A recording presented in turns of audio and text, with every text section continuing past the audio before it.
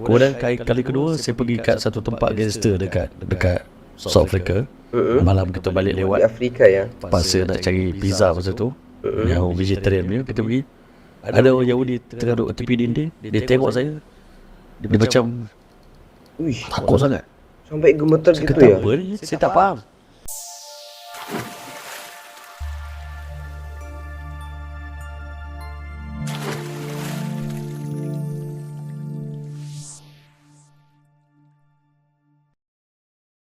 Assalamualaikum warahmatullahi taala wabarakatuh. Jumpa lagi dengan saya di channel Fiza Official dalam program nonton bareng ya teman-teman. Di sini ada salah satu video yang mana orang Malaysia ya, ketika dilihat oleh orang Yahudi itu mendapatkan kesan yang berbeda teman-teman, mendapatkan apa ya, mungkin ada rasa kaget ataupun ada rasa takut dan lain sebagainya.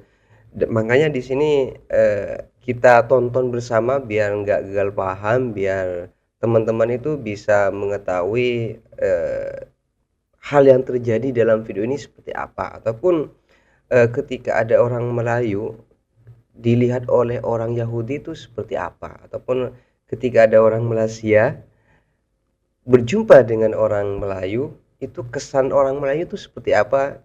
Makanya kita harus tonton video ini teman-teman, kita harus selesaikan video ini, kita harus tengok sampai teman-teman itu merasa ngerti dan puas terhadap video yang kita lihat ini teman-teman. Makanya saya mohon kepada teman-teman untuk temani saya untuk tengok video ini sampai selesai, karena takut nanti ada hal yang saya nggak ngerti, ada hal yang saya tidak tahu, saya akan tanya sama teman-teman. Dan teman-teman tolong dijawab di komentar, biar saya itu mendapatkan makna ataupun arti yang sebenarnya ya teman-teman. Di sini videonya sudah saya persiapkan, tinggal kita tengok ataupun tinggal kita tonton sampai selesai seperti apa isi dari video ini. Maka dari itu saya berharap teman-teman yang sedang menonton video ini jangan kemana-mana, tetap di sini and cekidot. Sikit ni nak tambah sikit pengalaman. Sikit boleh? Boleh banyak atau apa? Saya ada 3 pengalaman dengan 4 pengalaman dengan pakaian sunnah macam ni. Yang pertama di South Africa, masa saya belajar sana dulu.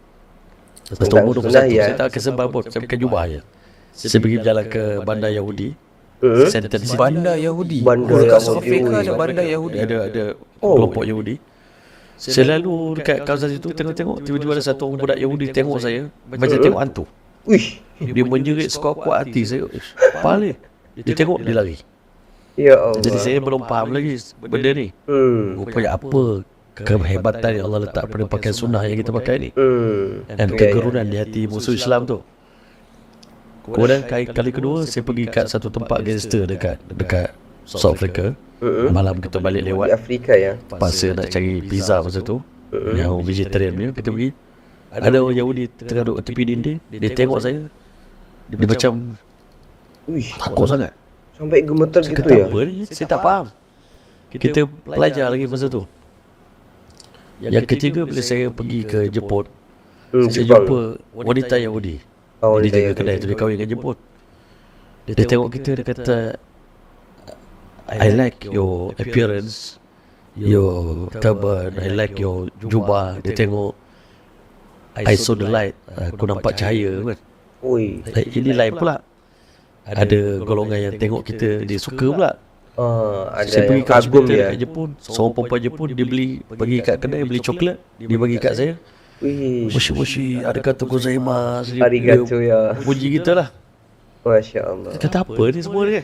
Dan last kali saya pergi Langkawi, seorang turis daripada Itali. Dia tengok saya pakai serban. Brother, come, I like your turban, you look like prophet. Jadi rupanya dalam pakaian sunnah ni, Allah letak satu benda saya belajar. Kalau orang tu dibenci Islam, dia tengok kita pakai ni, dia gigil. Kalau dia hate Muslim, dia benci Islam, Allah akan automatik campak dia. Kegerunan lah. Kegerunan. Kegerunan itu apa? Serban, jubah. Yang orang nampak benda ni, no point pun. Setengah orang kata apa ada pada pakaian, iman bukan di pakaian, iman di hati. Ya, Tapi pada saya, pakaian tu segala-galanya juga. Tapi bila satu orang tu dia memang dia suka pada Islam, dia tengok kita dia sejuk hati. Dia makin tenang jiwa dia tengok kita pakai serban, pakai jubah. Itu pengalaman yang saya dapat lah. Saya rasa benda ni pun kalau dapat kita tegakkan sunnah Nabi dalam kehidupan kita, pakaian ni just not bukan untuk sembahyang je. Saya kata mahkota dia serban dia macam mahkota lah pada orang Islam.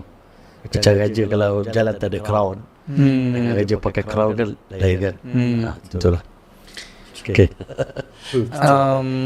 Banyak manfaatnya juga ya. Saya tak ingat kat mana saya dengar. Sebab macam ada pendapat dari segi imam mana saya tak ingat. Dia kitab apa Muhammadiyah ke apa? Syama'il Syama'il Muhammadiyah yang bagi tahu sunnah yang Nabi SAW amalkan adalah sunnah, iaitu Nabi SAW mengamalkan sunnah di zaman dia. So maksudnya apa yang normal di zaman Nabi SAW, yang kita amalkan normal di zaman kita pun kira sunnah. Kalau itu apa pendapat Maulana? Ya betul, ada sunnah yang dipanggil sunnah jibiliyah, sunnah yang adat Nabi buat. Ada satu lagi sunnah yang dipanggil sunnahul huda, jalan petunjuk yang Nabi buat tu kita kena follow. Iaitu memang kita kena follow. Macam solat berjemaah itu wajib follow, kalau tinggal sesat. Law annakum taraktum sunnatan nabi qul adlaltum. Kamu kalau kamu tinggalkan sunnah Nabi kamu sesat. Itu bukan hanya sunnahul huda.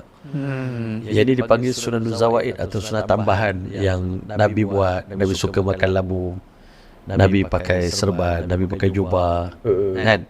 Pakai sugi. Yang sebagai orang nampak benda ni sekadar amalan Nabi sebagai seorang Arab, sebagai nature kehidupan Rasulullah. Tetapi setiap benda yang Nabi buat sebenarnya, kalau benda tu kita kata ini budaya jahiliah, jubah ni budaya Arab, pakai setengah orang kata pakai tudung pun budaya Arab, niqab kan. Tapi budaya Arab pun kalau dah setelah Nabi datang, Nabi iakan benda tu.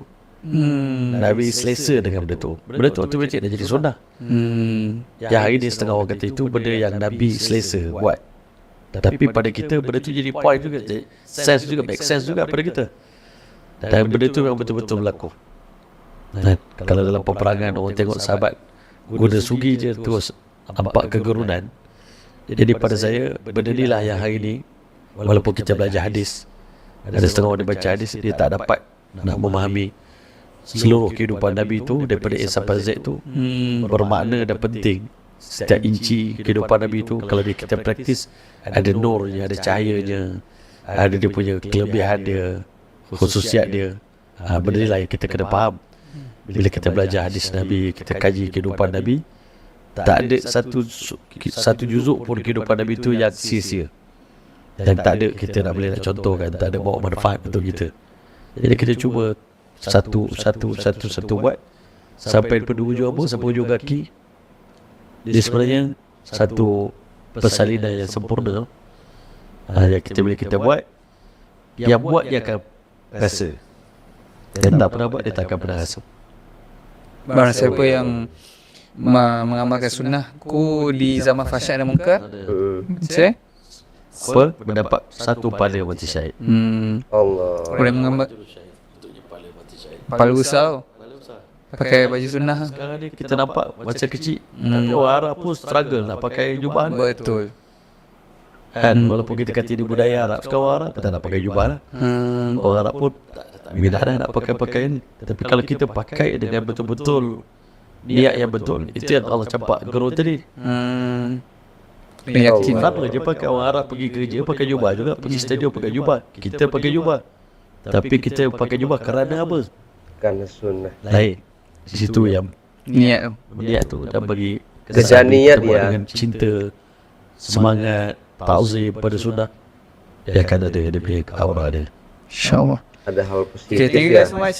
Boleh komen kat bawah soalan-soalan korang. InsyaAllah guest apa yang korang nak tengok next. InsyaAllah kita akan jumpa lagi episod akan datang guys.